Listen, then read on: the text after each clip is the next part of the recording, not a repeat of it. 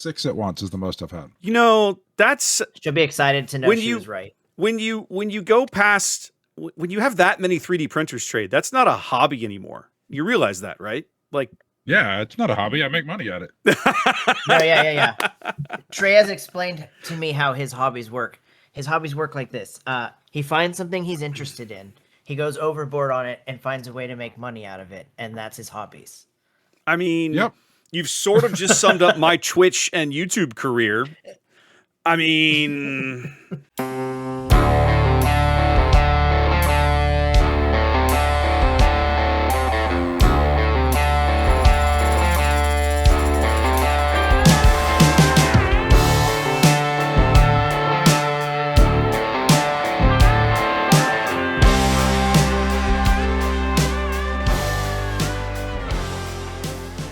all right, welcome in, ladies and gentlemen, boys and girls. It's episode 20. Yeah, let's go. The big 2-0 of On the Button.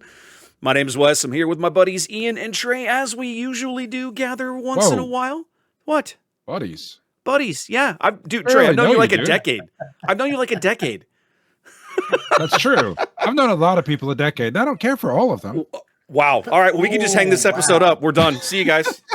Fortunately, you're one that I do care for. Oh, how sweet! I'm glad I rate somewhere on the list. You did offer me your football tickets not terribly long ago, so I figure I must And not you have. turned them down. I did. I couldn't go. We were going to be out of town.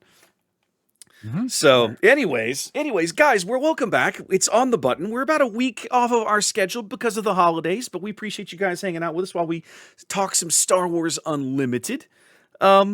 It has been a busy few weeks, right? PAX Unplugged came and went. We had the in-flight report. We'll talk about that later in the episode. They did yesterday. They did their first live stream talking through Lawless Time, which is weird because it feels like we just got this set, but we're a month in now, and so it's like, well, it's already time for spoiler season to begin. Like, spoiler season will begin within the next 4 weeks, right? Like, first of the year, it'll be Okay. hot and And heavy. start I'm it guessing. 4 weeks from now, not the 2 weeks after we get the new set. So one of the things, weird interlude as we dive down the rabbit hole real quick here. But at one of the points, I was talking to Jack Brumel, right, new community manager, and one of the things he said was that he joined the team, I think towards the end, like right before Secrets of Power came out. I'm sorry, right before Legends of the Force came out back in July, Okay. and so he didn't have any time, chance, input, or whatever to impact the spoiler season that happened for this set. And of course, we saw it was kind of rough, right? Some of the stuff they put out early left people with the impression of what the hell's going on here. But I think I remember him saying to me at one point that he was working to put his own fingerprints and change the process of how they do spoilers going forward. So we'll see if that improves. Hopefully, fingers like I don't think it's done badly, but I think there's always room for improvements and things you can change. So we'll see how that goes. But I think guys, I don't know about you. We can talk. We got a lot of things to talk about, but the thing I want to talk about first, the thing that I think Trey and I are most excited for, and Ian, this is probably you were like, I don't know what are y'all even talking about? I have no idea. Like Next, I've seen none of this. So during the in-flight report, they specifically mentioned there was an announcement coming soon about changes to booster packs. We have no other details. That's literally like the phrase they use. We're changing booster packs, and then they told us nothing else. And then when they announced the stream More schedule, rares? we don't know. When they announced the stream Now an schedule, LCG.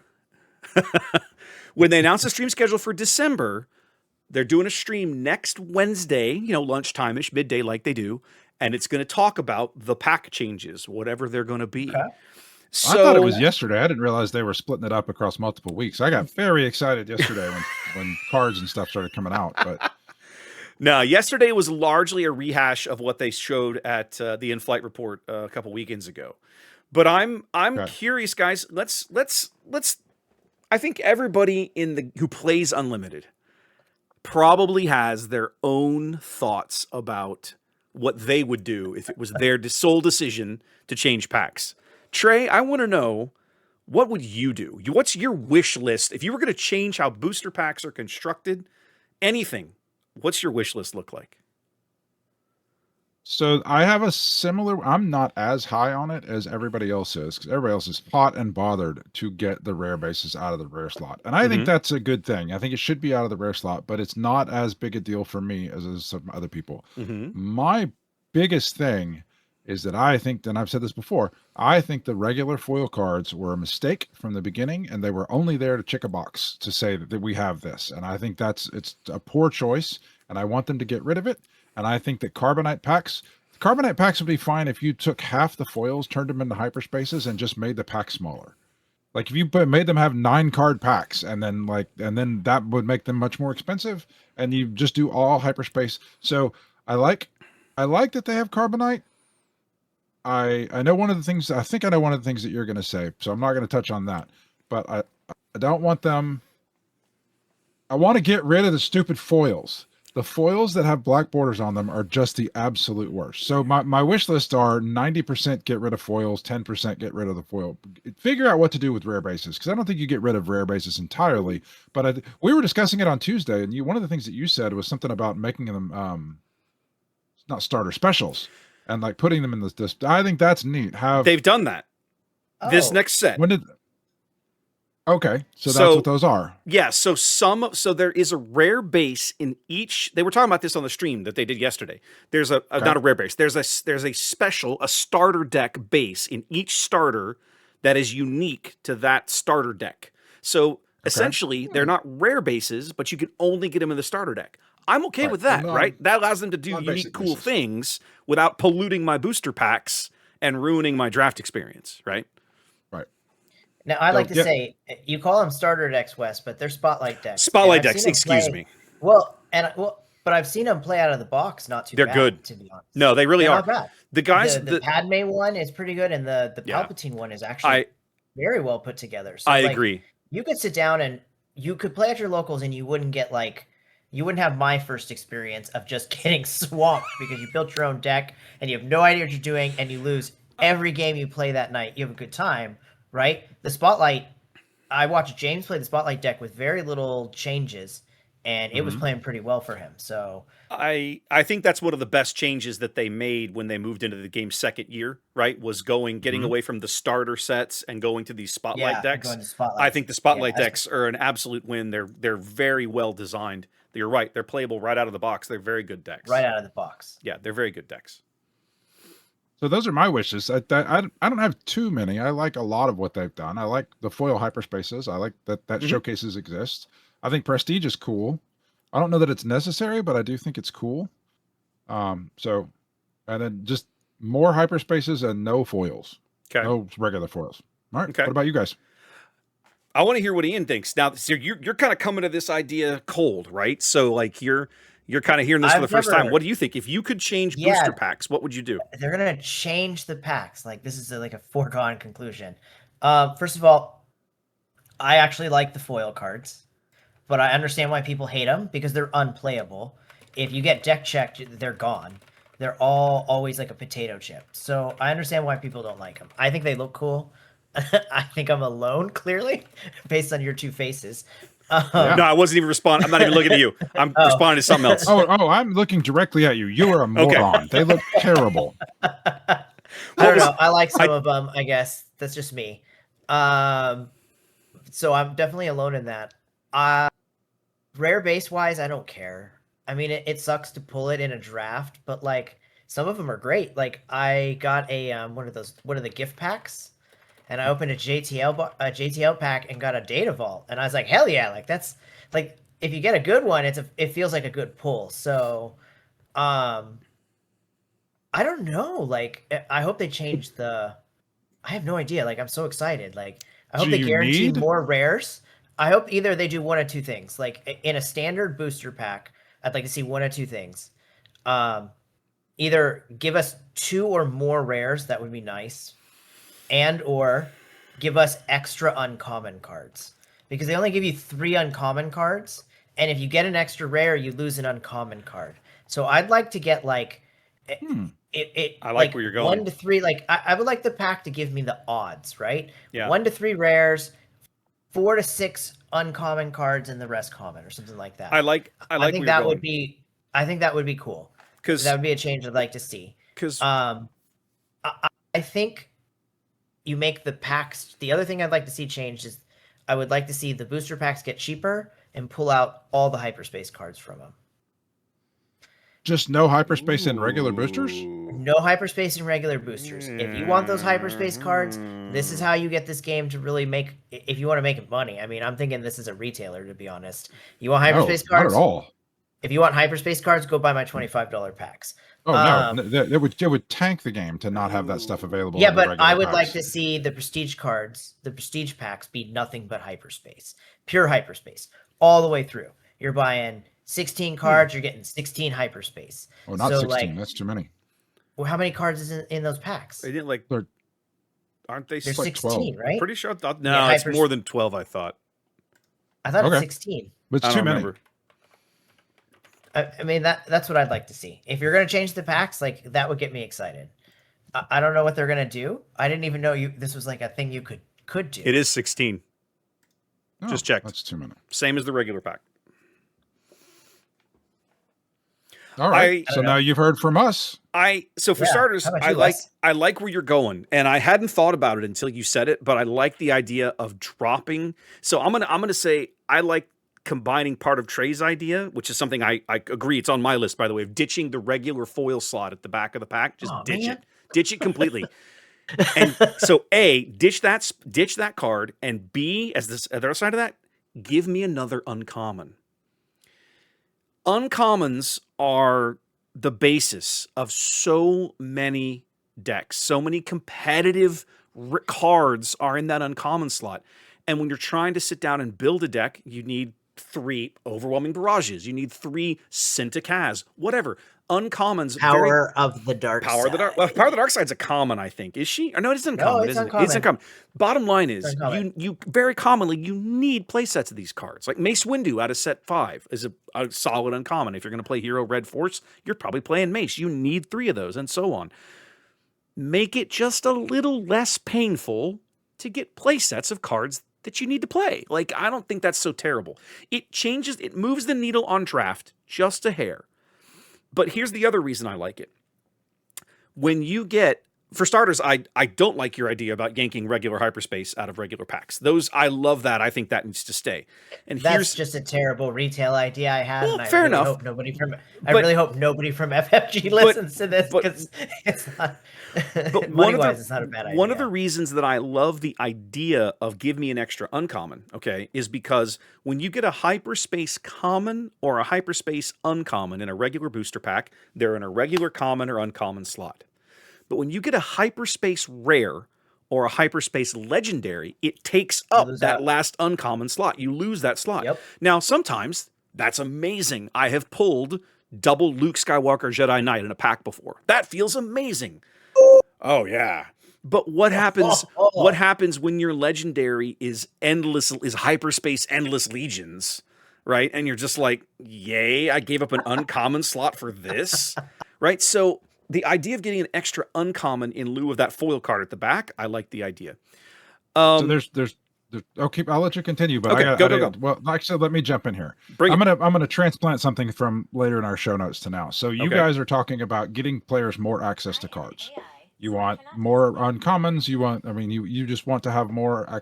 You're talking about getting more cards in people's hands. Yeah, This game is dangerously cheap.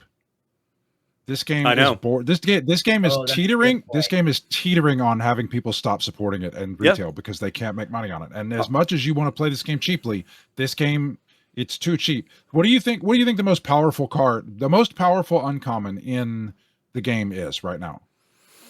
What do you think that most powerful uncommon is? If you had to name something, we talked about 2 of them already that I would choose. I would if Overwhelming Barrage, Power of the Dark Side, or Cinta. Okay. I honestly think it's one of those 3 probably in that range. Okay, so and Cassian Andor is like a really great uncommon. Out of set 2, that's a good one. play. Yeah. Like Okay. a must-play uncommon. all right, so half of those are in the Spark of Rebellion. Mm-hmm. And Spark of they're Rebellion rotating out. is it's rotating out, but it's also you can't buy them anymore. Like it's really hard to find sealed boxes of Spark of Rebellion. They're there, but you can go get them, but it's not easy to find. And What do you think it costs to buy one of those cards? To just go, just to play them. So you're talking about wanting to be easier to get a playset. You need 3 of these, so you need it to be easier to get a playset. $150. Yeah, $175 for both of them.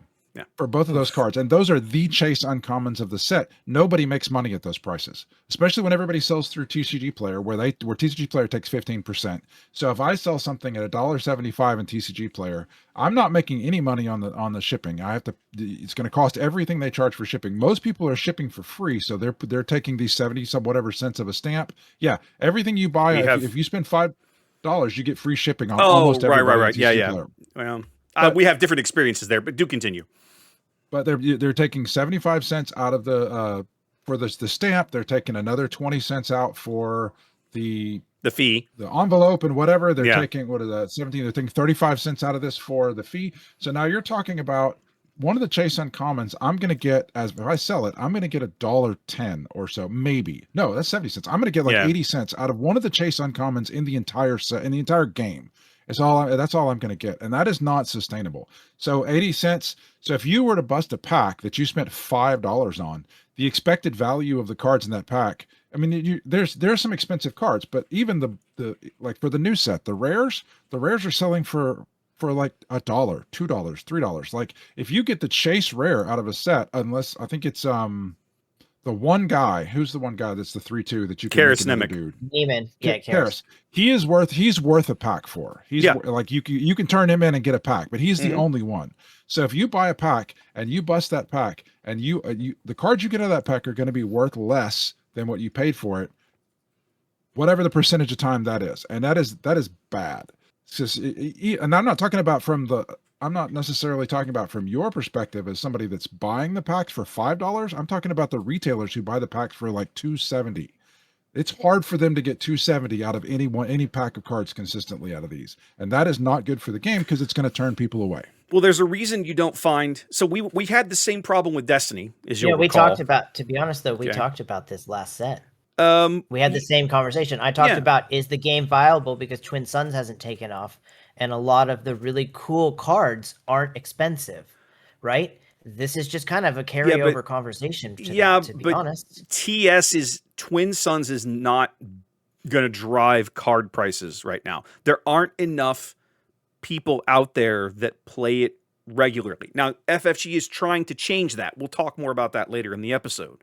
But right now, you and I both know, how hard it is to get a TS game going in a local area with lots of players, right? Yeah. TS is still kind of there's absolutely a subset of players that have played it, adopted it, fallen in love with it, and are actively proselytizing it, right? Like, again, I keep using my buddy Mark Fairbrother out of the UK, who comes to Las Vegas, right, to the GC with 8 Twin Suns decks ready to go, and all he wants to do is play TS and sit down with anybody who'll play and just introduce them if they've never tried it. So there's absolutely people out there like that. But one guy. But they're the exception, okay? What's driving card prices in Unlimited right now remains the competitive player base, okay? Cards that are perceived as strong, that you have to have play sets of, and the easy chase legendary out of this last set is Queen Amidala right now. That's easily the most expensive, just regular plain old legendary. I'm like 98% positive. You know, last set it was Vader and Anakin, probably more Anakin than Vader last set, right? Yeah. And so on and so forth. So, but once if you're going to play competitively, the expectation is, and especially going to use those cards, you got to have those cards. Like, you got to have them. So that's where the prices come from. Casual TS players aren't going to drive singles prices, like, ever. And there's so many people selling cards. The barrier to being a card dealer is so low that it is just a race to the bottom. Yeah, it's non-existent now. TCG Player and other sites like that, even eBay, right, over the years has allowed singles and box sales at just, whatever price you want to sell it on. So, I agree. I hear what you're saying, Trey, but I think it's one of the things that I'm hoping, right, is that whatever changes they announce help alleviate some of this pain. There are retailers, I've read stories of retailers that are already dropping their support for the game because it costs more for them to let product sit on their shelf than they can barely move it, right? It's just not worth the investment of their time of letting it take up shelf space. FFG has kind of put themselves in this position, right? In my opinion, the last 3 sets in particular with Carbonite have really between the print run they did of Twilight, which was way too much for the set, the power level of the set, and then starting with JTL, they added Carbonite, which just makes all of the chase cards that people want, the hyperspaces, the hyperfoils, the showcases. I'm not buying regular packs now. I'm buying Carbonite packs. So to continue on my wish list, right now, I personally think Carbonite packs need to go. That's just my opinion. Now, I don't think they're going to do that, but I think Carbonite packs are a terrible idea right now because the people that want to collect and really want to spend money on this game, their chase cards are the hyperspace, hyperfoil, versions of those cards. But now we've added, it used to be the hyperspace hyperfoil stuff, but now we added prestige. Now we added prestige foils. Now we added serialized cards and all this kooky stuff. So now it's too soon. It's too much. Think about it. It's too soon. I the player agree. base is such. It's if not they big could do enough. this in 5 years. Yes. But there's the price pressure of somebody who wants to buy the highest end version of something. Not that. Then all of the different things underneath, there just aren't enough people buying at all the different price points underneath. Yeah. And so it pushes the top one down, which pushes the one which then pushes everything else down. Right. And we've got Chasing Commons for $1.70. Right. Go. I have so I'll just use a card that I pulled as an example. I have a serialized Corvus, right? Mm-hmm. One of 288. The card's worth $30. Maybe if I could sell it, because the card is you can find somebody to sell it. You can find somebody who'll pay that. Good luck. Anthony's snatching up right now. He's snatching up Darth Malik serialized cards for super cheap. By the way, super cheap. So I think you might be right when it comes to the prestige cards. As somebody who opens more regular packs than prestige packs, I would tell you that the hyperspace cards in the regular packs has dropped since they did prestige packs. Really? I opened a whole. It doesn't feel that way to me, but I won't pretend I've counted. I used to open a whole box of Spark, and I would have a nice little stack of hyperspace cards. I've opened 3 boxes for the last set, 2 boxes for this set, and the stack is half the size. So that's just maybe my personal experience, but I feel like they've pulled back a lot. I used to feel like I would get 2 or 3 in a pack, and now I get 1 or none or 1 or none. It's just not. Yeah, I don't know. That's a change that I would like to see. Instead of the guaranteed foil, make it a guaranteed hyperspace, and then that is that one guaranteed dope. hyperspace. I like that idea. Sometimes it's foil. Sometimes it's rare. Sometimes it's legendary. Rare. I like that. Yeah, I like that idea. That's awesome. Here's the other thing to kind of continue the point I was making earlier, right? We're now at a point where a set releases. This is one of those weird games that doesn't just have one version of a chase card. Even on day 1, when they printed Spark Rebellion, there were 4 of them, right? You had regular, foil, hyperspace, and hyperfoil. So right out of the day. And now we're adding, with Carbonite. So when a set releases, there are 7 different versions of some of these legendaries. And then on top of that, some of those go on to have versions in OP or other places. You could have 8 or 9 promos. You could have 8 or 9 versions of the same card. It's excessive for where the player base is right now. It's too much. And I'm with Trey. I think personally, this is why I say I think Carbonite needs to go. I love the idea of it. I don't think they're going to get rid of it, but I think if they did, it would be better for the game and these kinds of secondary market prices.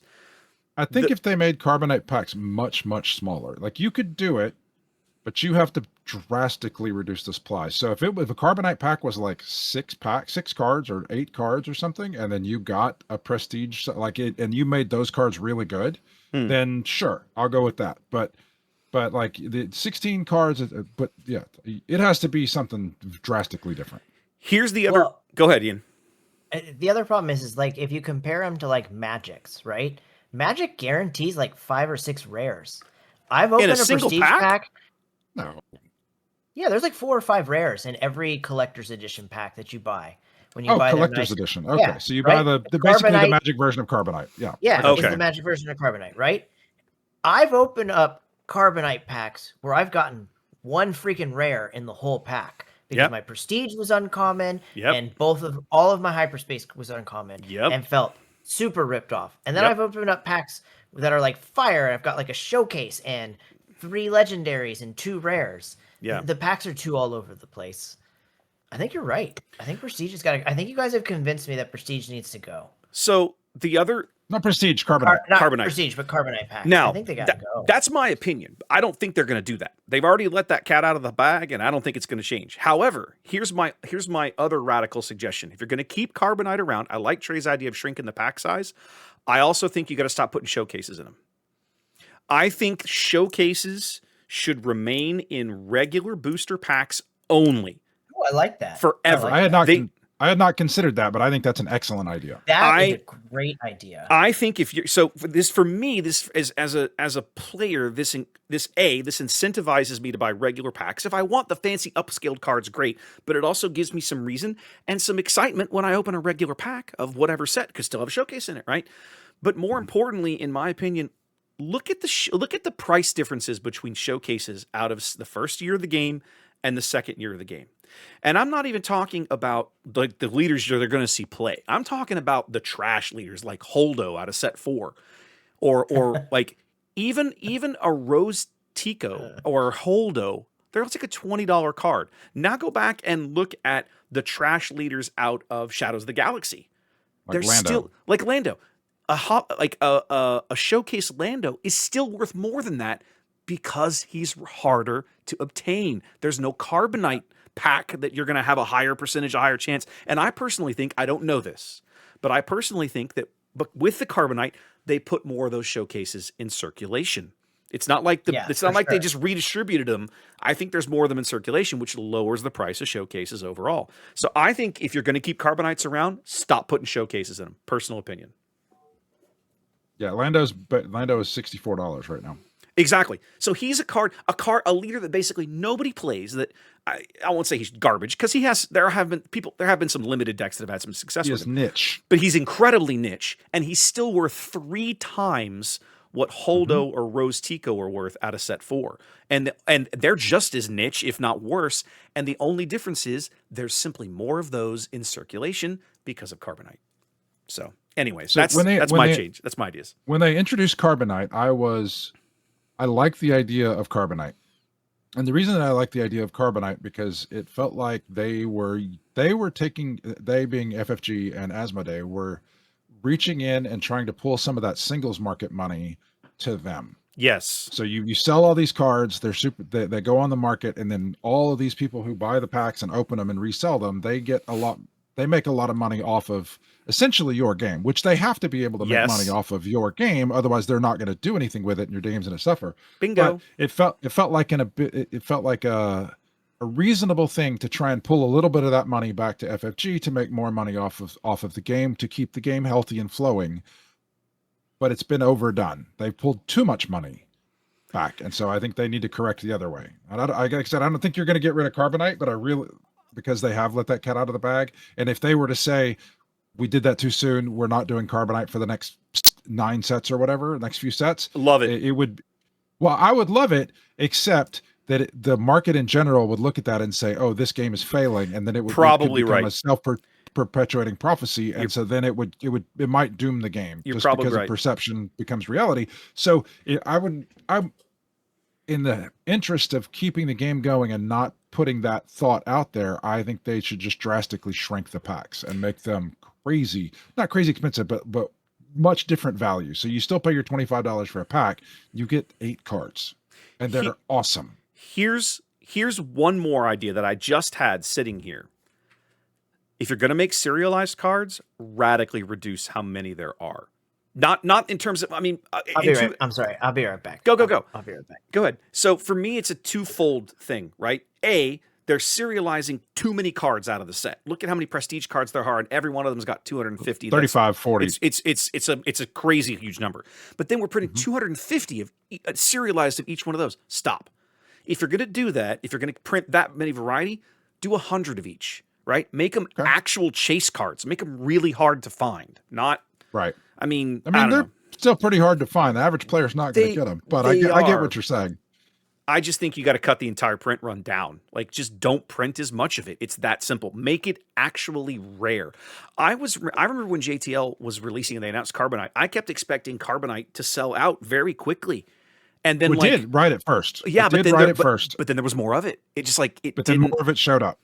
It's like I think the Carbonite print runs are too large, and I think they're sized the way they are because they have to generate the correct number of Carbonite packs to adequately distribute all of these serialized cards at the correct distribution point, whatever it is, one per case, 250 times 35, 2 per case. Yeah, like you work it out, and it's some case, crazy exactly. It's some crazy number of cases. Reduce how many copies of the serialized cards you're printing. Drop the Carbonite. Make it actual chase cards. Those 40%. Those packs should come and be gone within the first 3 weeks of a set's release. Make them actually difficult to find. That I think would help a lot. So I think it's interesting when and Ian's taking a break. If you guys heard him disappear. But we sit down and when we go to talk about this stuff, one of the reasons that I enjoy doing this podcast so much is that we can sit down and say, we put our show note together and it says, we're going to talk about the pack changes. And then we have a little blurb where we type it up. And then I was like, this is what I want. I want to have no foils. And what was the other one? Oh, and then the rare thing. No rare basis. Right. Yeah. But as we've sat here and had this discussion, I feel like we've gotten into a much and take of this discussion. None of us really had these ideas, but bouncing off of each other, we've gotten into a much more nuanced and interesting discussion than just get rid of foils and don't make rare bases go in the slot. Yeah. Love it. So that's what I do. And it's all organic. I had barely any of this was written down to think about. No, we're just as we chat about it. No, we write down Except the topic. Ian, who leaves us. But now he's back. Sorry. Pet emergency. Cool. That's okay. Everything come out okay? Yeah. We breaking the perimeter. The alarms are going off. Another one's over the wall. Out the front door. So, changing subjects now, because I feel like we beat that one to death for at least 25 minutes now. What are you guys playing? Like, what have you been up to? Have you gone back to the lab? The last time we talked, Trey, you were literally just borrowing decks from other people. You had built nothing since the new set. Have you built something now? Well, I'm kind of borrowing decks from the internet. That's okay. I still have I revamped the C-3PO deck I have a lot of fun with that I got from Ian. I've changed it around some. I've kind of personalized it a little bit. I'm still having a really good time with that one. And I am playing on Carabas because I don't have the cards to build it all yet. There's the new Poe. I find him very fun and very interesting. Is it Poe? No, Cassian, the new Cassian. I got to try that deck still. I want to play that. I want to play that leader. Oh, it's super fun. To put your opponent in a position where you have the initiative, and when you flip Cassian on the button. Oh, when you are on the button. When you are on the button, and then you put your opponent in a position where you flip him, and then you play Senta and you attack, and then they have to decide. Do I claim or do they may have 4 or 5 guys out, but your aggressiveness has already gotten them so close that they can't even claim. I mean, they have to claim because otherwise you're going to claim and they can't kill your guy. And it's just a lot. It's an interesting. It's not a position that I've been able to put people in any other deck about whether they're claiming or not. I mean, it a little bit, but not to the same extent that you do with Cassian. So I have a lot of fun playing that one online. I found I like. I want to say Saj. It's not a Saj. Sly Moore I thought was interesting. And I thought, I want to build a Sly Moore deck. And so I went and looked on SWU of what Sly Moore decks exist. And I found one. It's a double yellow, and it plays some really interesting cards. So I have a double yellow Sly Moore deck, and it actually it takes advantage of both of her sides. So she makes tokens pretty quickly and pretty regularly. And then when she flips over, she just kind of kills things. And it uses cunning to great effect. Cunning doesn't get really played anymore competitively, but holy crap is Cunning good. And so it taps a lot of things down with Cunning and some other cards, and it sneaks damage in. And I started winning games with it, and I was like, I don't understand how I'm winning. I'm hitting for 1 and 2 and 3 at a time. Yeah. And then all of a sudden the game is over and I won, and I don't understand what I did. But it has a lot to do with the tempo of tapping things down. One of the plays that I played my Padme deck against it. and Padme is usually a very fast deck. There's so much exhaust in it that it was like every time I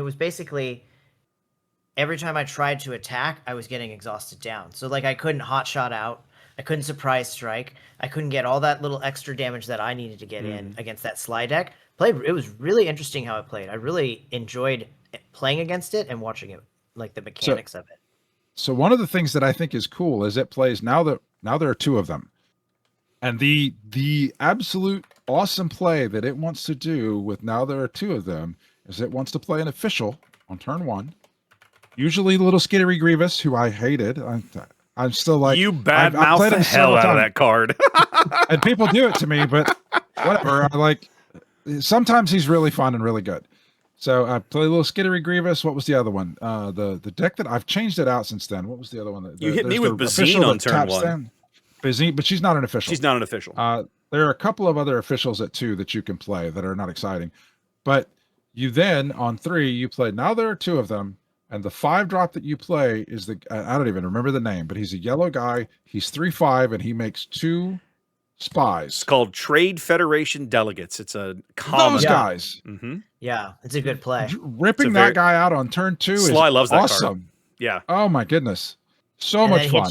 And then he hit me with a cunning immediately after. Sly loves those guys. He does one thing, and then I'd be like, tap all your guys down, and this guy gets +4. Yep. That's what Cunning does. That's a great card. If you like Sly, the other thing that I'll suggest is the late night guys have a really good thread going over on their Discord. That's basically like a Sly green. That's like a swarm deck. Because there's a lot more spy generation stuff. I think. Well, I'll tell you what. I'll dig up a couple of screenshots and dump them in your inbox or something. But it's something along those lines. They've been having a lot of fun with it, so you can check that out too. Cool. I'm with you. I think Sly has more legs in regular play than I expected her to, and I'm glad for it because that is one of the most gorgeous showcases they have ever printed. That card is stunning. She's an interesting leader. I'm enjoying playing her. I like both sides of her, and they're very different. One of them makes dudes, and one of them shoots dudes. One of them murders people. Yeah, it's really cool. It's really cool. Yeah. Ian, what have you been up to? What have you been cooking? So I've got a Padme Tarkentown deck that I really like. It needs some tweaks, though. I was playing Ray to try to pull it off the top early, and it's not really playing well. So I think I'm going to sub in Poe instead. Okay. I had that conversation with Trey at DL. Right. I have that C3PO deck. I have a Data Vault that I've updated that has a really great Gonk Droid engine built in.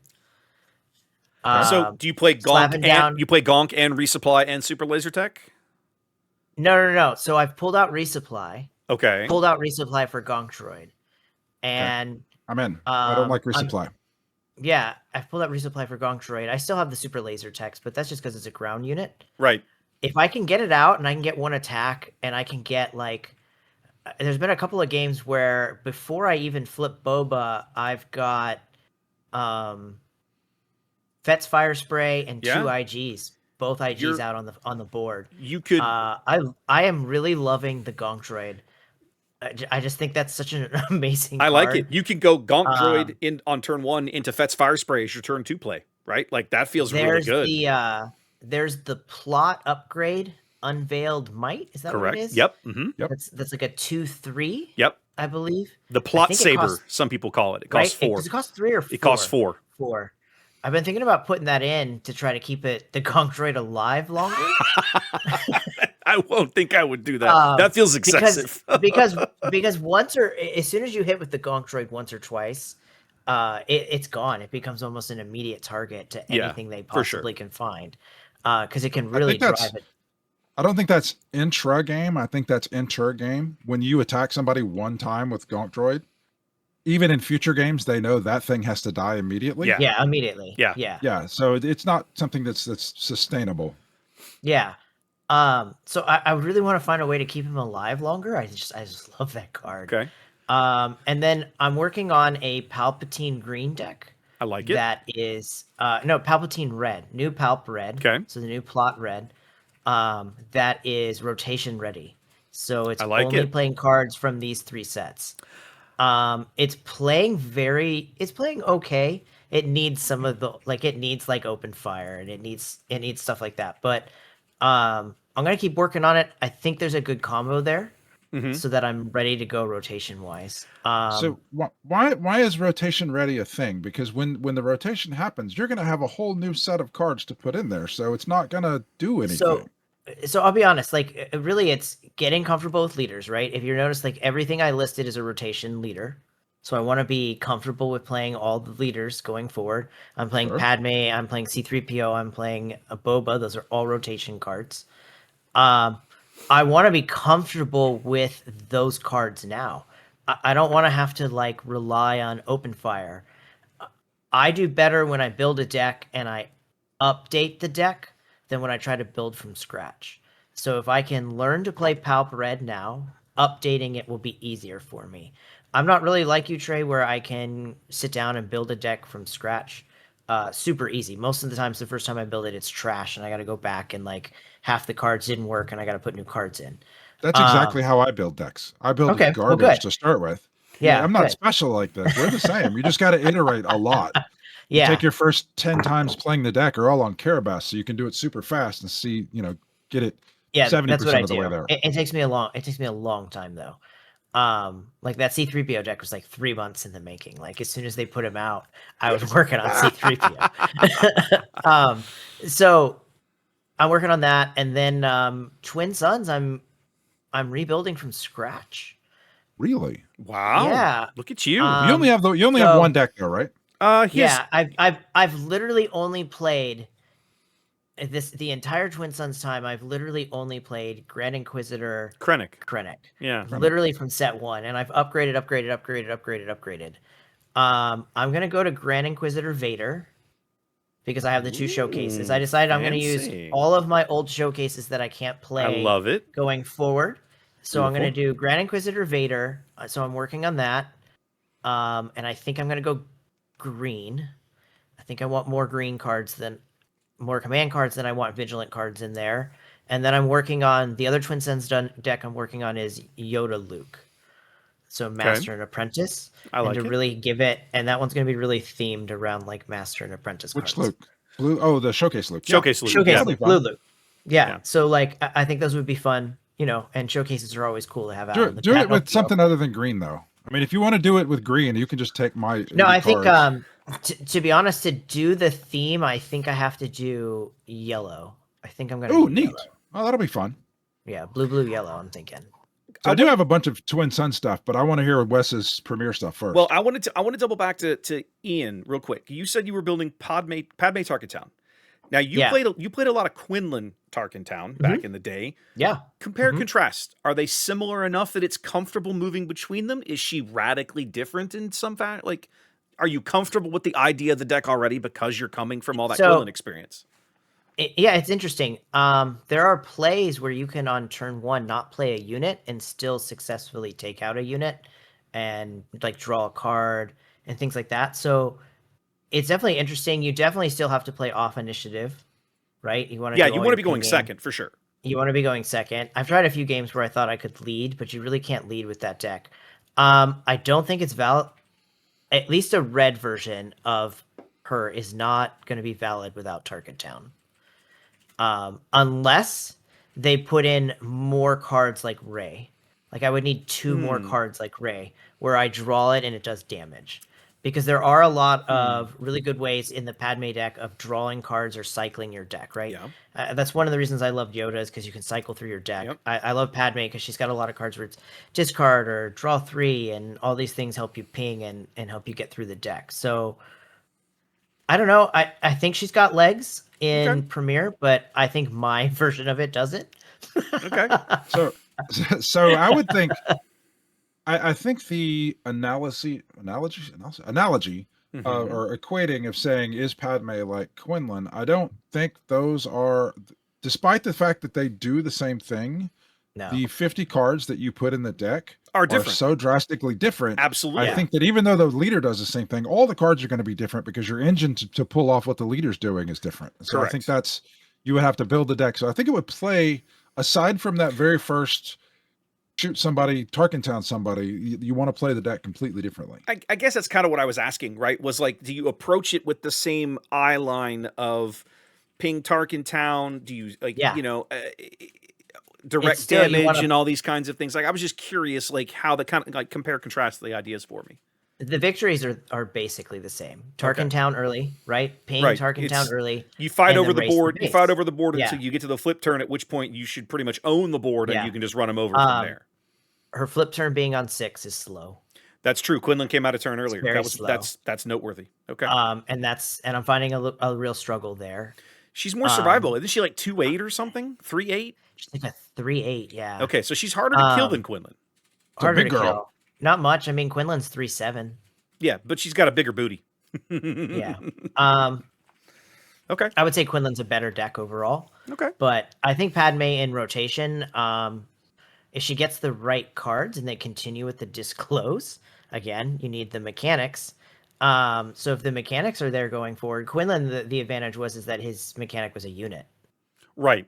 So You you're can't building your not- board while you're doing Yeah. this. You can't not print units going forward. So you could Yeah. not print disclose cards going forward or discard cards that help her engine run. But So that's just it. it's gonna depend on her being valuable in the meta or being a good deck overall. It's gonna depend on the rotation. I think and- she'll and be where okay. that's at. I don't know if they're going to keep disclose around, but I think discard mechanics are going to stay in red just because, well, and or yellow. Like there's Well, been you have to there's been with Padme, you have to discard from your own hand. right. It has to come from your hand. Okay, so it's not a matter. You can't force discard out of your No. opponent, so that doesn't count. It's Okay. not you Okay. discard and I get to do Okay. my mechanic. It's Okay. I have to discard or disclose. Okay. All right. Well, we'll see. Either way, there's enough Yeah. stuffs to keep her started in this set. For sure. For me lately, I've gone back to a couple oldies that I like. I rebuilt my Vader Red 30 that I love playing. I made a couple of tweaks. I really like Mirage Sintel in that deck, right? She's a 3/7 overwhelm. She's a 3/7 that comes onto the board at 5. She deals direct damage when she hits the board. Vader loves that. She's a villain card. Vader loves that. She gives anybody attacking a damage unit overwhelm. That's amazing for that deck. So she's a really, really good 5-drop. I yanked all the third sisters I had and left her and put her in. I put in Cintas as well, thinking, wow, Vader plus Cinta, that feels like it should work. Like, let's try it. I'm gonna probably try it. I don't know if it's gonna work, but I'll play it. I also rebuilt Phasma ECL.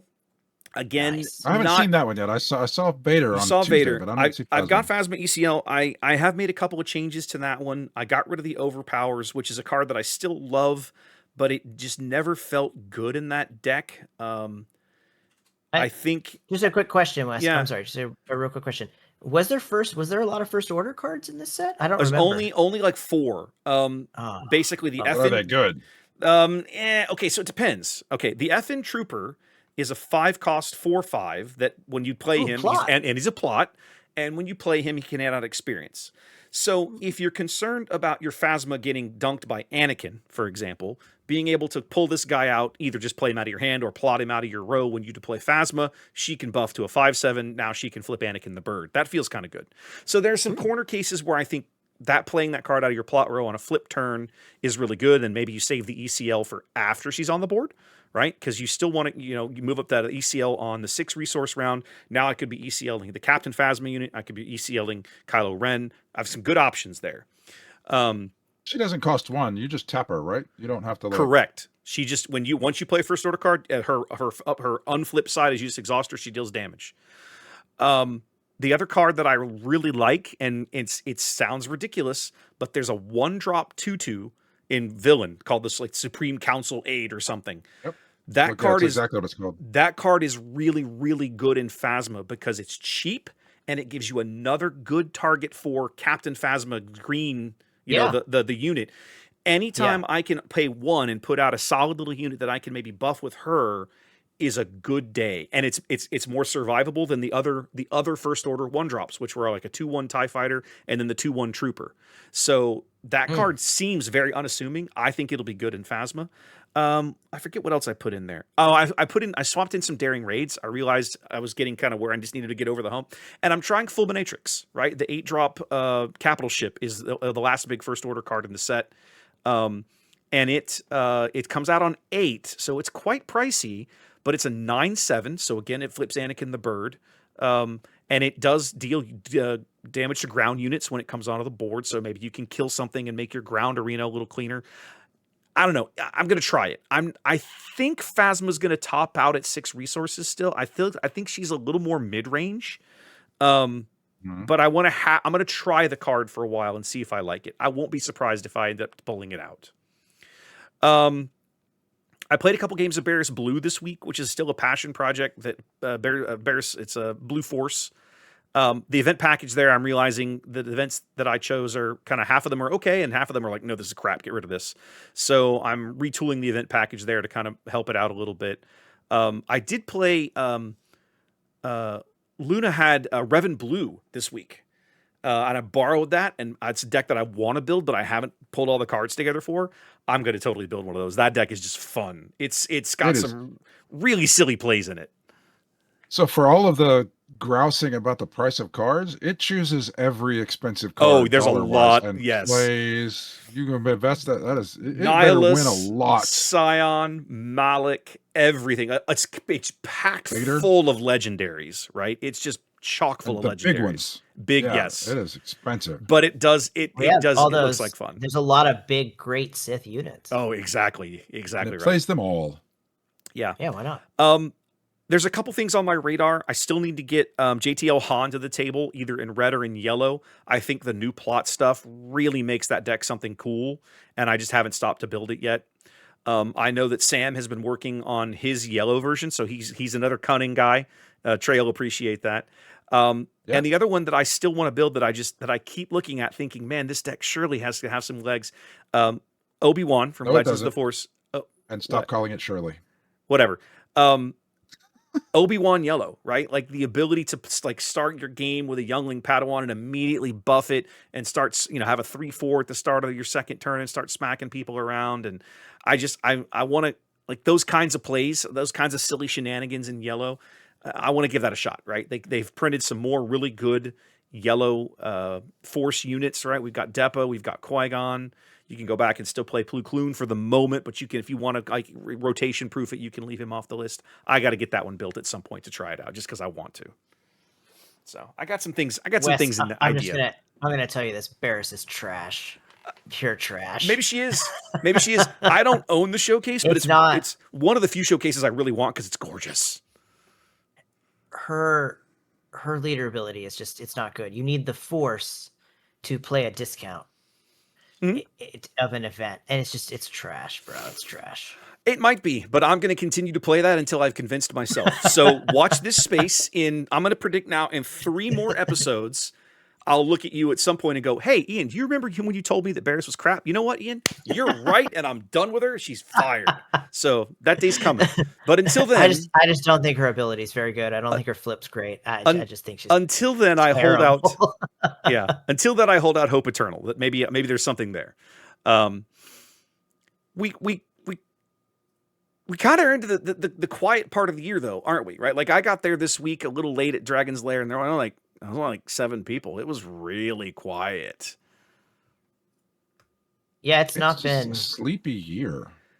I feel like like this part of the year. This part of the year feels sleepy for not just SWU, like everything. I feel like everybody at work shut down right before Thanksgiving, and nobody's got, like, even more than it normally does. It's the busiest month of the year for people to do stuff like in their personal lives. They got parties, they got family, they got travel, they got to get their own Christmas decorations up and their trees decorated and whatever else. It's going to be quiet for a while, I think. It usually is. Well, let's talk about the elephant in the room. At least Twilight? For our local our local DL crew. Yeah. Right? Let's talk about our local DL crew. Yeah. We're losing some players to Riftbound. Let's just call it what it is. We have a group. That's the way it goes. We've always had a group within a group. Mark and Richard and Fernando, they play everything, though. Yeah. And a few other people. They play everything, right? But like, Richard's got a kid, and so like their time is limited. Like Anthony made this point to me, and he made a good point. Your time is limited, right? Yep. So if you've got to choose whether you're going to go play Riftbound or going to go play Star Wars for the week, it seems like a few of our people are going to play Riftbound. Do you know why? No, I have Why? no idea. Because I've never played Riftbound, because so- starting tomorrow, down at the George R. Brown, right here in Houston, is the first ever Riftbound regional tournament with cash prizes. well, that's a big deal. So I've never heard of I- a SWU tournament with cash prizes. Well, yeah, they we brought get 'em. cards, They bro. brought 'em. But the bottom line is that, remember, we've talked about this before. Riot knows what they're doing, right? They're not Yeah. stupid. And this is their first, the game just came out at the end of October. The game's been out 6 weeks. Their first Well, cash it's been out in prize. America for 6 weeks. It's been out in China for most of the year. Okay, my apologies. I didn't realize there was that big a gap. But Yeah, they've already had these regional tournaments in China. You can go on Okay. YouTube Fair before enough. this came out. The So- whole metagame was so solved. maybe I'm crazy, but the bottom line is the first one in America, right? First one stateside Yeah, is yeah, this yeah. weekend right here in Houston, right here in River City. And so I guarantee cool. you those guys are all prepping because they're going to Oh, go down yeah, there yeah, and yeah, try for sure. try and win They're- some cash or first of promos or all- whatever they get. They're Well, I all hope great they players, lose. like in SWU. So I hope they Trey! lose, and then they come back to us. They come crawling back. Oh, I'm so sorry we left. That's not going to happen. that's People not are- gonna happen. this is- not if there's cash money. Now, Ian, we've talked about this before, so pardon the question. This is Well, still oh, kind of but your hold on, first big let's- TCG experience, right? Yeah, so let's Okay. talk about the other problem too, right? Hmm. So you have a new card game that started, Yeah. and we have a set that. What do we think of the set overall? Average, above average? I think it's pretty good. I don't think it's a. I think it's okay. I think it's playing pretty good, but I don't think it's like a banger. I don't think this is like a set defining. You know, I mean, we talked about how cheap the card prices are, So right? I think that this set has a level of nuance that doesn't appeal to a swath of players. I really like this set, but I really like nuanced cards that let me do different things, and they're not just straight power. And there are some people that not having straight power turns them off, and so they will go do something else. you have, in my opinion, you have two problems with this set. One is the theme. The previous set was themed on space wizards, and almost everybody who loves Star Wars loves space wizards, right? And the one before that, Was spaceships. Spaceships. Pew, pew. Everybody loves spaceships, right? And so now here we are, we get a set that's about politics and intrigue. Trade Now, Federation delegates, Trade Federation. How imagine the excitement trade when they open route it. taxation. I was gonna say, imagine the excitement when they open a card called Trade Route Taxation, right? So the theme of this set, in my opinion, dampens some of that enthusiasm. Not for me, because I love the political intrigue side. Like a show like Andor is right up my alley because it's full of this crap, right? And I love it. But not everybody's like that. So some of what you're seeing, I think, is a reaction to the theme, like, it's interesting, but whatever. Here's the other problem that I think, so far, in my opinion, I don't think this set has moved the needle on premier decks very much, has it? We haven't seen Bingo. any of the new leaders just come, bulldoze their way into the premier scene. Now, granted, we're just now getting into PQ season. Maybe there's something out there we haven't found yet. Wouldn't shock me. But up to this point, we haven't seen any of these leaders make a big, big impact and push something out that's already in the meta, or stand up and announce its presence. Like, oh, you love Han 2 Blue. Well, guess what? I am better. I am Sly Moore. Hear me roar, or whatever. Yeah, nuance. It requires thought and playing. There's nothing Yeah. that just immediately popped its head in and went, I'm better than this particular class of deck. Right. So, as somebody who's new to TCGs, again, I've been playing them for a whole whopping, will be 2 years when the 7th set comes out. Is this just holiday blues, or is it a combination of the worst storm Star Wars could ask for at this time period? Two things can be true. I So think what to- happens if meta season, or PQ season, is kind of boring? What if it's all the old leaders that are about to rotate out? Does that make the next season more exciting, I hope? I think it will. I think that's going to happen by default because the game rotation, and I said this to somebody else in a Discord in the last few weeks, rotation is going to do more to change this game than the release of the next set will. Because the cards you're used to playing and the ways you're used to thinking about the game since it release are all going to change, right? And we'll get more to this in a minute. But what happens if they don't reprint Resupply? What happens if they don't reprint Super Laser Technician? You have to completely rethink how you look at high cost cards, high cost leaders in green, as an example. So maybe they will, maybe they won't. We don't know yet. But either way, the old leaders going away, some of the old staples. I'm not going to miss all. We've talked about this before. I'm not going to miss the blue removal. I'm not going to miss overwhelming barrage. Those kinds of things. When those go, good riddance from my perspective. Right? Those cards are gross. Sure, but it's more than just getting rid of the bad cards. It gets rid of the good cards, which is also healthy because it forces you to rethink. It forces you to stay agile and think more about the game rather than just relaxing into what you've known for 2 years. Yep, exactly. But to Ian's point, to Trey's point, like you guys, PQ season's about to start. So me saying right now it doesn't feel like the needle has moved very much on Premiere. I could be completely wrong. There might be people out there who have been cooking something and we're about to see Cassian come in and break all the doors on, break the wall down like the Kool-Aid man. I don't know. But up to this point, I think one of the things you're seeing is that, as Trey's pointing out, nothing is glaringly obviously better. It's taking people time to absorb and find those things. And so some folks, I admit I am in this camp, would rather let other people do that exploration and then come in behind them and go, that's interesting, right? I invest my creative energy somewhere else. I have so many comments about everything that you've said. So I'm going to back up and I'm going to make multiple disparate comments here. So one, even if, say, Cassian comes in and takes everything by storm, it's the same deck. It's just Sabine. I mean, there might be a couple of different cards, a couple of different cards. It's just Sabine, and with a different card in front of it. If you had printed this Cassian first and printed Sabine now, everything would have played out basically the same thing, same way. So it's not. That may be kind of a limitation of the game. I'm just picking a leader. It doesn't matter. Pick a leader. I'm just saying anything that comes in, like they're not. It's difficult to find new ways to play the game because it's just the same deck, and so that I get. Back to the point of rotation, I think rotation is going to be huge. Rotation is going to change out the what you put in your 50 cards, and that's going to have a lot more impact than the card that you flip once a game and then attack once and then it dies. And so that's going to be a lot different. The other thing you were talking about. Go ahead. That's why I think it's important to start building a rotation deck now. Get used to not playing with those cards, and if you can beat decks that are using some of those better cards that they're not going to have in the future, and you know ways to work around it, it's going to really help you, I think, in the long run. So I think that's why it's important to start building one. Just do it then. But, either way.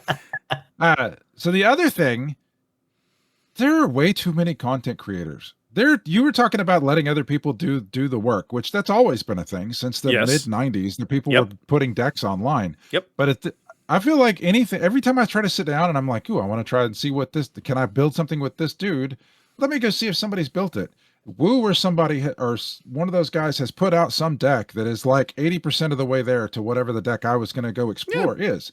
And they put out so many decks that it's all done. I don't feel compelled to sit down and try to build anything new because they just generate so much content. And I don't know that there's a solution to that. Now maybe I just play what somebody does, what somebody else comes up with, but it's really freaking annoying to have a game that I love to play and I want to like sit down and figure out a deck, and that deck already exists. Woo built it. Well, I don't remember the other guy's name, but somebody built it. It's fair, right? Because I remember the days of one of my favorite Destiny decks towards the end, and I've mentioned this before, was the old the Cassian and Jin. You could pair them together, and they had this great mechanic. They triggered off each other with you could discard their hand, and all this kind of stuff. It was a great mechanic. I loved that deck. But I built that, right? Like, I loved those guys, and I refined that one down to where I knew what I wanted to do out of it, and so on and so forth. I blame Patreon. Who needs to get a damn job to pay his bills instead of having Patreon? Patrons allow him to just do this crap all day long and come up with everything for everybody. But here's the thing: it's not just him, as you so rightly pointed out. There's a lot of us. It's all Patreon. A lot of people don't have Patreon. He has one. The KTOD guys have one. I think Rebel Resource has one. Excuse me. But there's quite a few content creators who just do it for whatever revenue they can get out of YouTube. Guys like Veiled Shot, right?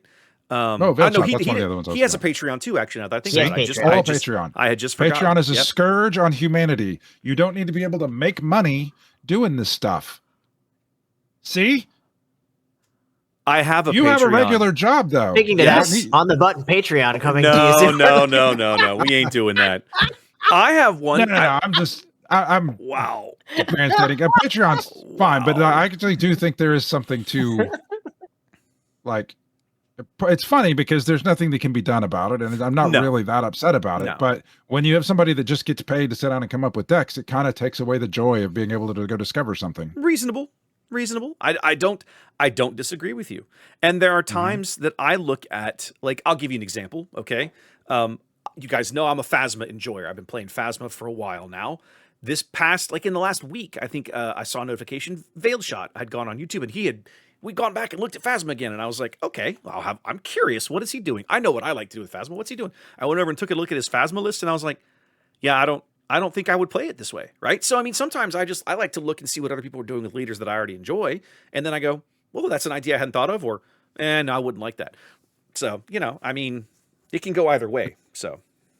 But then you sit down across from somebody and you whip out Phasma and they go, oh yeah, this is that Veiled Shot deck that he put out. And you're like, no, damn it. I built this. I can allow, look, the beauty of that is if my opponent wants to think they know what I'm playing, that's fine. You can go right ahead and think you know.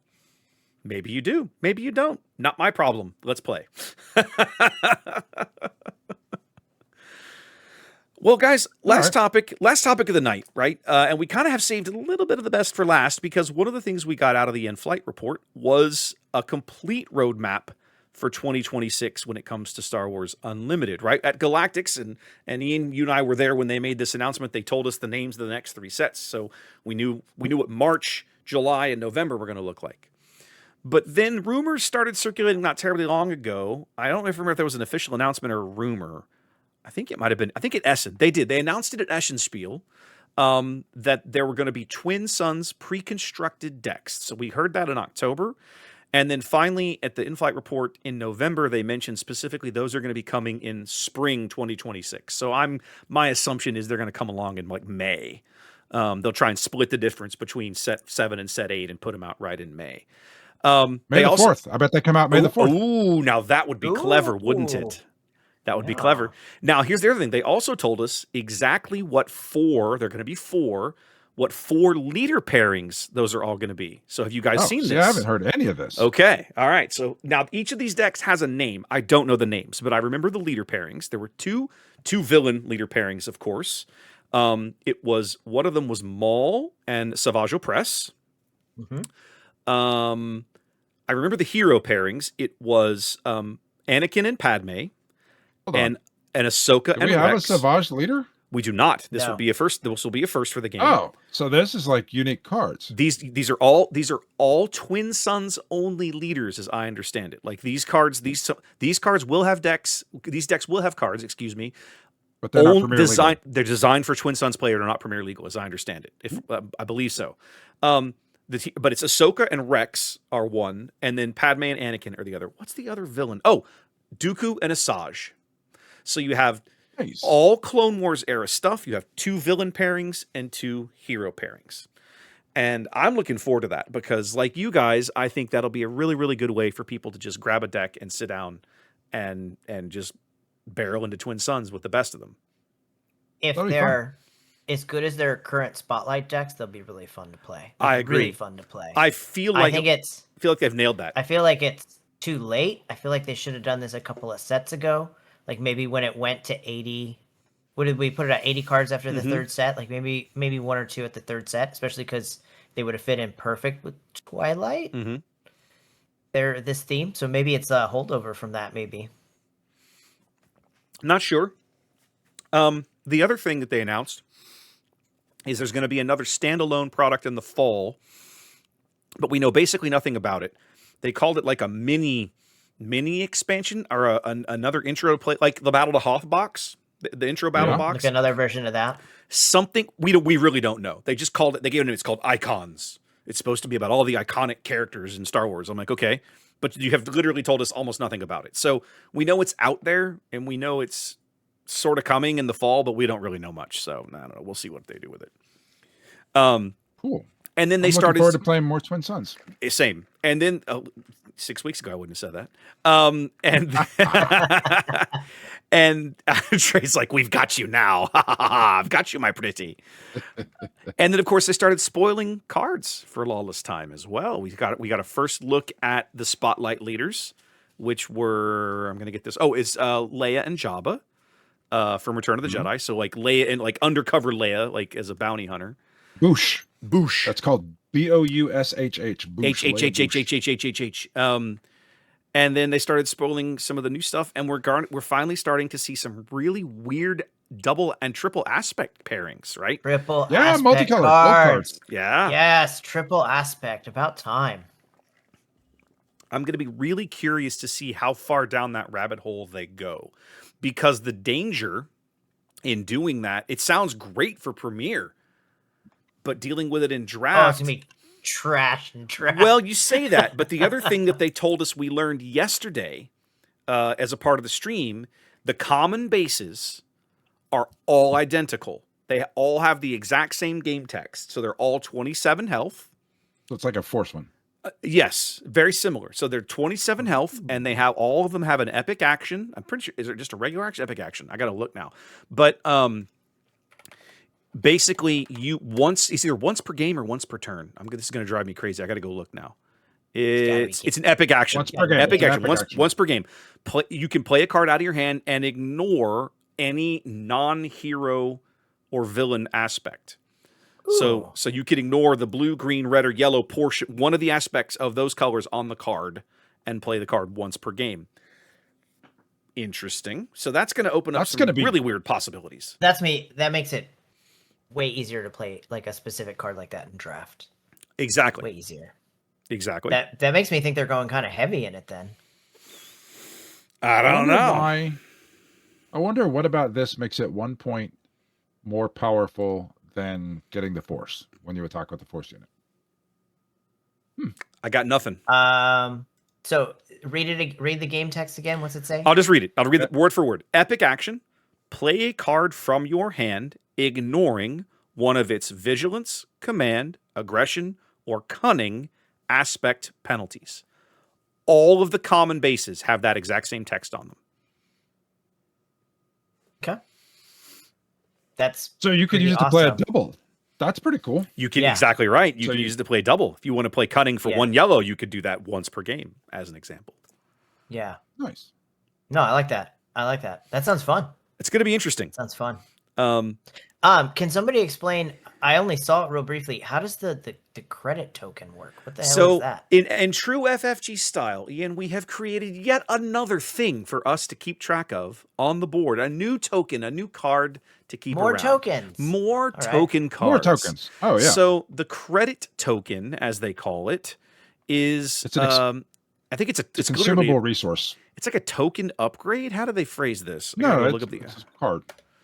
Yeah, but it's got to have a card type on it. I don't think you attach it to a unit. No, it just sits in your resource row, and it's a consumable resource that you can use once. Like you use it to as a resource to pay a resource cost, and then it goes away. Yeah.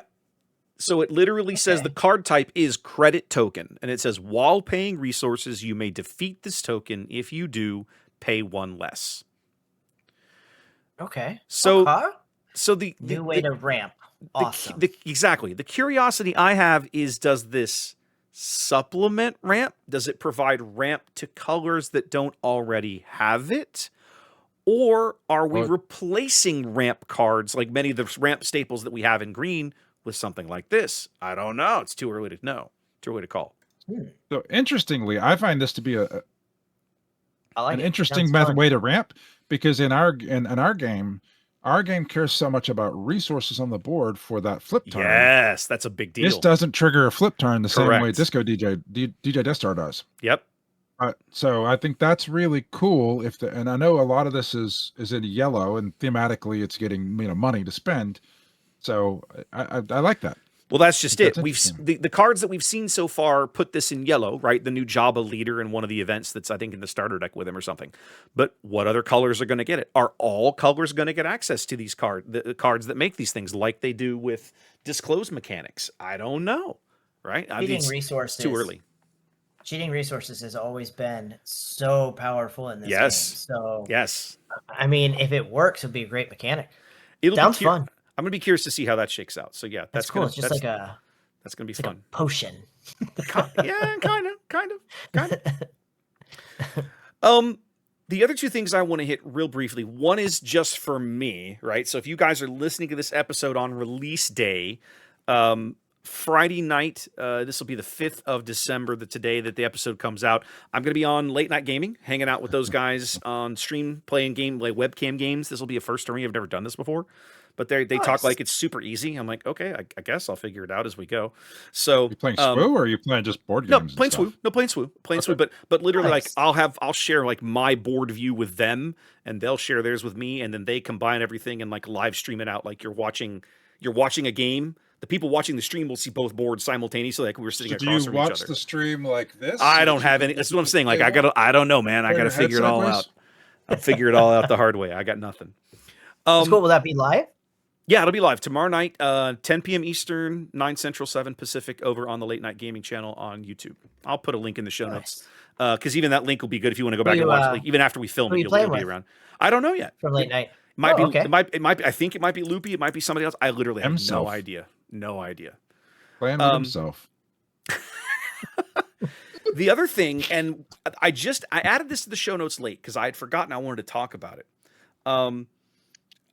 Our boys over at KTOD, Mike Gem, made a video recently, I think about a week ago now, where he is basically convinced, he has heard from sources, right, that once Set 7 comes out, rotation goes in and everything, that the Eternal format is going to be supported as a competitive format at PQs, possibly sectors, regionals, all these kinds of things. I wanted to see. Why wouldn't it? It's a good question. Why wouldn't you? I think for me, I hadn't anticipated it because this was something that they never did in Destiny, ever. This was not a thing. You could play in Destiny. You could play the Eternal format, but there was no official support for it. None. Do you think it would be like they do the one that we did in Dallas? Limited? Do you think it would be? Yeah, well, they do like 1 or 2 limiteds around the area. I see what you're saying. Do you think they'll add a couple Eternal ones on the schedule? I think they will. I think they'll try it and see what happens. I wanted to hear what you guys thought about that. Does the Eternal format even interest you? Are you curious? No. My God, 6 sets is enough. I can't do more. You keep adding on. I freaking can't. I'm struggling with 6 sets. There's no freaking way. No, absolutely not. Twin Suns. Premiere. That's all I got in me. Okay. Reasonable. Trey? I think it would be more interesting as a format if they changed it up some. So change up the deck building requirements. Make them 60 card decks with a maximum of 2. Okay. Play set is 2. Okay. Or singleton or something like that. Like, okay. Don't just make it. Maybe they will. Exactly what Premiere is. We don't know. Maybe they will. But Does the ban list still exist? Because we don't know. Play Triple Dark Raid. If I can play Triple Dark Raid, I'm in. I just love that. So it is like the possibility exists that they'll say, look, for Eternal, everything's open. We don't care. Free for all, have fun. Could be a thing. TDR, I'm in. They'll probably start that way. They'll start that way and then they'll run the ban list. I mean, the same way they did before. That's how they did it for Trilogy. They opened up Trilogy originally that way. And those of us that kind of dipped our toes in were like, yeah, you really shouldn't do that. And they came around and were like, yeah, we agree with you. This is not a good idea. It's like, no, it's really not. So okay. All right. I'm curious. I don't know that I'm ready to jump into Eternal. I think like Ian, my brain. So this is where I'm of two minds, right? The caster side of me looks at what I've built in my setup and everything and how it works and goes, I'm ready. Everything's already in there. I can easily cover any Eternal event that I want to cover, no problem. The player side of me is like, that's a whole other meta to learn. I don't know that I want to put that much time and effort into it. That's a lot of work. I think if I did play it, it would just be like a fun event. I could totally see me just trying. Even if I went to like a PQ, it'd just be a deck I put together, and I want to play cards for the day. Yeah, just a low stakes event. It doesn't. Yeah, it can make it fun by having it low stakes. Have it be side events at big events. Have Eternal queues. Thing. And that's what I always figured they would do with Eternal. I was when Mike came out and was like, "Oh, there's going to be like literally competitive events in this format." I remember thinking that shocks the crap out of me. Right? I'm really surprised to hear that, but not yet. We're not big enough yet. Again, don't dilute us that much. You and I agree on that. I would be. To me, that's why I'm concerned about it a little bit. It would be shocking if they became the majority. Like if they Mm-mm. were like all of the PQs, Oh, that that'll would be never very happen. strange. But if they were like one or two, like I don't know how many of the premier ones they do. They do like 6 or 7, right? Like they don't do that many. I think they started with 5 on each continent, and I don't know how many we have this time around. I'd have to go look at the list again, but it's not a It crazy doesn't feel long like list. it's not a crazy long list, so you could throw in a couple more. I'm sure the places that host these events, at least most of them, are interested in having, as many as they can because they seem to be pretty big turnouts, especially the PQs. So like I haven't gone to a PQ that seemed less than like 70, 80, 100 people, somewhere in there. So, I mean, it'd be interesting. Be fun. Okay, a quick Yeah, count. I definitely wouldn't like get into the meta of that. That would just be, I mean, that's gonna Agreed. be so many. The leaders alone is too many. A quick count. So I know for a fact that in set 5, when they introduced limited PQs, there were 5 in America, 5 in North America, and 5 in Europe. Just a quick count, and I may be off 1 or 2 here, but going down the list of PQs that are posted as limited events for set 6, there are 18 now in North America. Out of, I don't know, 70 they announced. I think there were supposed to be 70. I think 70 PQs. I don't know the total number. So That's a lot of PQs. Yeah, in North America, yeah, there's a lot. There's a lot. I'll run some numbers and I'm curious. I'll look at it later. It's not important right now. So And there's a lot of people like me like they're buying a lot of cards. indeed. Oh, I see Trey has added a note. Yeah. So in like 38-point font. Trey, you need to get me some of your tokens. I really am interested in buying the platypus duck. The spy token. Trey's spy tokens, guys. Look, Trey's spy tokens are amazing. That was so amazing. I need to buy at least 4 or 5 of those. Chef's choice. The platypus duck, I used to watch that show with my nephew all the time, and it just reminds me of him every time I saw it. It just cracked me up every freaking time. I was like, that's the greatest thing ever. Like Trey, I think we kind of briefly talked about it last time, but pimp your tokens again, and this time I'll actually put a link to your store in the show notes, and folks can go look at them themselves. Okay. Yeah. So I have a sordid history of playing games and have to I don't know if we talked about on this. I have to turn every hobby into making money. So yes. Yeah.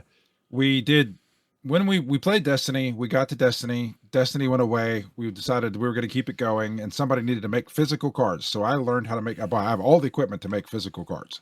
So I make like real legit, very high quality cards. But when we got to starting to play this, I saw some people making like interesting versions of leaders and whatnot. So now I have started to figure out how to or designing my own leaders. Sometimes I use art I find online. Sometimes I commission art.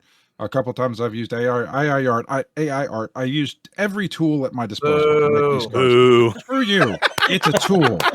It is a tool, and you shouldn't be taking away the ability of other people to create. But I use all the tools. Even when I use AI, I still put it all together in Photoshop and do a bunch of stuff in Photoshop. Anyway, but I use it all. I've paid money anyway, I make tokens. I have tokens that are on one side a TIE fighter, on one side an X-Wing. I have the battle droid and the clone trooper tokens, which is it's actually a triptych. So it's when you order the token, on the front side is the battle droid and on the back side is the clone trooper, but it's a pack of 3. And so when you line up like all 3 of them side by side, it's one picture that has 3 different clone troopers in it.